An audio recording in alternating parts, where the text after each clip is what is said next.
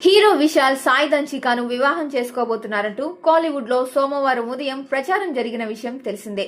దీంతో వీరిద్దరి పెళ్లి అంశం సోషల్ మీడియాలోనూ హాట్ టాపిక్ అయింది. తాజాగా ఈ అంశంపై వారిద్దరూ స్పందించారు. చెన్నైలో నిర్వహించిన ఓ సినిమా ఈవెంట్ లో విశాల్ సాయి దంచిక తామిద్దరం పెళ్లి చేసుకుంటున్నామన్నట్లు అధికారికంగా ప్రకటించారు. అంతేకాదు పెళ్లి తేదీని సైతం వెల్లడించారు. తమ వివాహం ఆగస్టు 29న జరుగుతుందని తెలిపారు.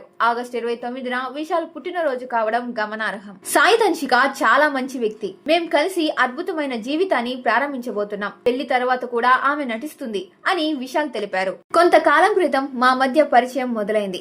అది ప్రేమగా మారింది. విశాల్ ఎప్పుడు ఆనందంగా ఉండాలని కోరుకుంటున్నా అని దంచిక పేర్కొంది. రజనీకాంత్ మూవీ కబాలీలో కీలక పాత్ర పోషించిన దంచిక షికారు, అంతిమ తీర్పు, దక్షిణ తదితర చిత్రాల్లో హీరోయిన్ గా నటించారు. విశాల్ పలానా హీరోయిన్ ను వివాహం చేసుకుంటున్నారంటూ గతంలో పలుమార్లు రూమర్స్ వచ్చిన సంగతి తెలిసిందే.